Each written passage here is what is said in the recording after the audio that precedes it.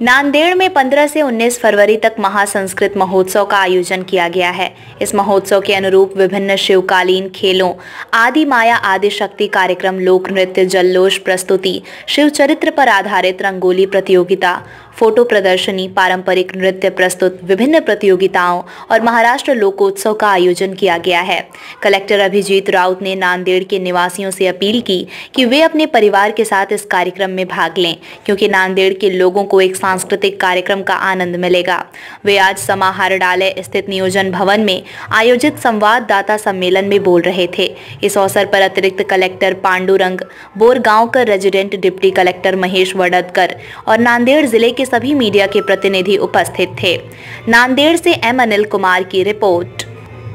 महाराष्ट्र शासनाने आयोजित केलेला महासंस्कृती महोत्सव हा इतर जिल्ह्यांप्रमाणे नांदेड जिल्ह्यातही आपण आयोजित करतो आहोत आणि त्यामध्ये पहिल्या 2 दिवशी हे आपण शिवकालीन जे विविध मैदानी आपले मराठमोळे खेळ आहेत, आटापाट्या, लगोरी, खो खो, कबड्डी, लेझिम, त्याशिवाय रस्सी खेच, लाठी काठी अशा प्रकारच्या सगळ्या खेळांच्या स्पर्धा आपण आयोजित करतो आहे।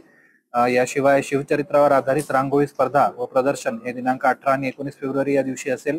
आपला नंदगिरी किल्ला जो नांदेडचा मानबिंदू आहे, त्या ठिकाणी नांदेड जिल्ह्यातील जीवनशैली आणि विविधता दर्शवणारा एक फोटोग्राफी एक्झिबिशन अर्थात छायाचित्र प्रदर्शन हे सुद्धा आपण 17 आणि 18 फेब्रुवारीला घेत आहोत। याचबरोबरीनं प्रदर्शनी दालनं ज्यामध्ये बचत गटांची किंवा शेतकऱ्यांची काही उत्पादनं असतील त्यांना एक वाव देण्यासाठी आणि जिल्ह्यातील खाद्य संस्कृती, वस्त्र संस्कृती, हस्तकला यांचं प्रदर्शन त्या ठिकाणी असणार आहे।